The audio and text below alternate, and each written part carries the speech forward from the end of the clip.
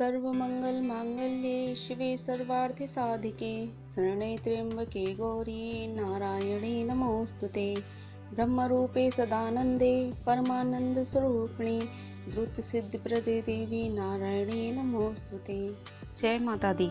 आज हम दुर्गा सप्तशती का 7वां और 8वां अध्याय सुनेंगे। महर्षि मेधा ने कहा, दैत्यराज की आज्ञा पाकर चंड और मुंड चतुरंगिनी सेना साथ लेकर हथियार उठाए हुए देवी से लड़ने के लिए चल दिए।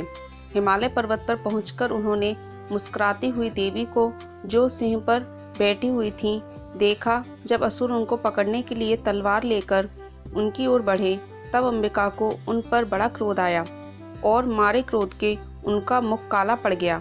उनकी भ्रुकुटियां चढ़ गईं और उनके ललाट में से अत्यंत भयंकर तथा अत्यंत विस्तृत मुख वाली लाल आंखों वाली काली प्रकट हुई, जो कि अपने हाथ में तलवार और पास लिए हुए थीं।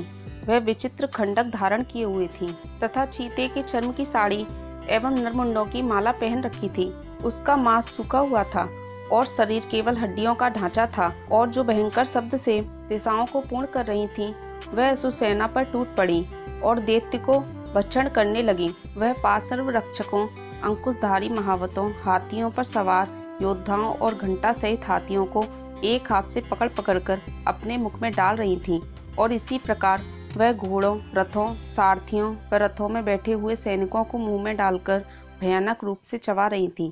किसी के केस पकड़कर, किसी की गर्दन पकड़कर, किसी को पैरों से दबाकर और किसी दैत्य को छाती से पकड़कर मार रही थीं। वह दैत्य के छोड़े हुए बड़े बड़े अस्त्र शस्त्रों को मुंह में पकड़कर और क्रोध में भर उनको दांतों से पीस रही थीं, और कितने ही उनकी मार के मारे भाग गए। कितनों को उसने तलवार से मार डाला, कितनों को अपने दांतों से समाप्त कर दिया, और इस प्रकार से देवी ने क्षणभर में संपूर्ण दैत्य सेना को नष्ट कर दिया। यह देख महापराक्रमी चंड काली देवी की ओर लपका, और मुंड ने भी देवी पर अपने भयानक बाणों की वर्षा आरंभ कर दी और अपने हजारों चक्र उस पर छोड़े। उस समय वह चमकते हुए बाण व चक्र देवी के मुख में प्रविष्ट हुए इस प्रकार दिख रहे थे, जैसे मानो बहुत से सूर्य मेघों की घटा में प्रविष्ट हो रहे हों। इसके पश्चात भयंकर शब्द के साथ काली ने अत्यंत जोर से भयंकर विकट अट्टहास किया। उसका भयंकर मुख देखा नहीं जा रहा था। उसके मुख में श्वेत दांतों की पंक्ति चमक रही थी। फिर उसने तलवार हाथ में लेकर हूँ शब्द कहकर चंड के ऊपर आक्रमण किया और उसके केस पकड़कर उसका सिर काटकर अलग कर दिया। चंड को मरा हुआ देखकर मुंड देवी की ओर लपका, परंतु देवी ने क्रोध में भरे उसे भी अपनी तलवार से यमलोक पहुंचा दिया। चंड और मुंड को मरा हुआ देखकर उसकी बाकी बची हुई सेना वहां से भाग गई। इसके पश्चात काली चंड और मुंड के कटे हुए सिरों को लेकर चंडिका के पास गई और प्रचंड अट्टहास के साथ कहने लगी, हे देवी, चंड और मुंड दो महादैत्यों को मारकर तुम्हारी भेंट कर दिया है। अब शुंभ और निशुंभ का तुमको स्वयं वध करना है। महर्षि मेधा ने कहा। वहां लाए हुए चंड और मुंड के सिरों को देखकर कल्याणमयी चंडी ने काली से मधुर वाणी में कहा, हे देवी, तुम चूंकि चंड और मुंड को मेरे पास लेकर आई हो, अतः संसार में चामुंडा के नाम से तुम्हारी ख्याति होगी। महर्षि मेधा ने कहा, चंड और मुंड नामक असुरों के मारे जाने से और बहुत सी सेना के नष्ट हो जाने से असुरों के राजा प्रतापी शुंभ ने क्रोध से युक्त होकर अपनी संपूर्ण सेना को युद्ध के लिए तैयार होने की आज्ञा दी। उसने कहा, अब उदयुध नामक 86 असुर सेनापति अपनी सेनाओं के साथ युद्ध के लिए जाएं, और कंबू नामक 84 सेनापति भी युद्ध के लिए जाएं, और कोटिवीर नामक 50,000 सेनापति और धूम्रकुल नामक 100 सेनापति प्रस्थान करें। कालक, दौरहद, मौर्य और काल के यह दैत्य मेरी आज्ञा से सजकर युद्ध के लिए कूच करें। भयानक शासन करने वाला असुरों का स्वामी शुंभ इस प्रकार आज्ञा देकर बहुत बड़ी सेना के साथ युद्ध के लिए चला।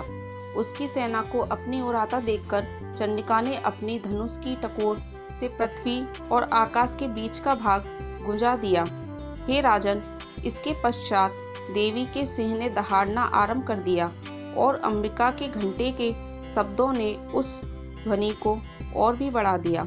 धनुष की टकोर, शेर की दहाड़ और घंटे के शब्द से पृथ्वी और आकाश के बीच का भाग गूंज उठा, और इसके साथ ही देवी ने अपने मुख को और भी भयानक बना लिया। ऐसे भयंकर शब्द सुनकर राक्षसी सेना ने देवी तथा सिंह को चारों ओर से घेर लिया।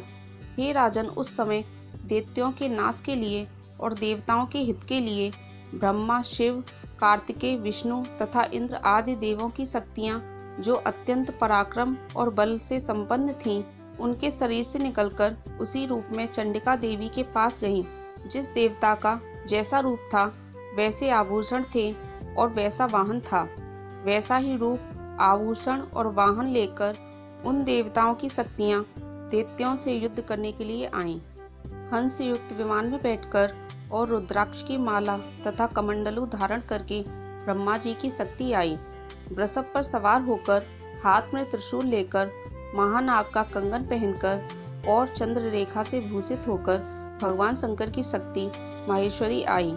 और मोर पर आरूढ़ होकर, हाथ में शक्ति लिए दैत्यों से युद्ध करने के लिए कार्तिकेय जी की शक्ति उन्हीं रूप में धारण करके आई।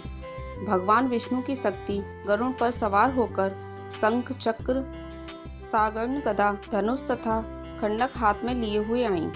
श्रीहरि की शक्ति वाराही वाराह का शरीर धारण करके आई और नरसिंह के समान शरीर धारण करके उसकी शक्ति नारसिंही भी आई। उसकी गर्दन के झटकों से आकाश के तारे टूट पड़ते थे। और इसी प्रकार देवराज इंद्र की शक्ति इंद्री भी ऐरावत के ऊपर सवार होकर आई। इसके पश्चात इन देव शक्तियों से घिरे हुए भगवान शंकर ने चंडिका से कहा, मेरी प्रसन्नता के लिए तुम शीघ्र ही इन असुरों को मारो। इसके पश्चात देवी के शरीर में से अत्यंत उग्र रूप वाली, सैकड़ों गीदड़ियों के समान आवाज करने वाली चंडिका शक्ति प्रकट हुई।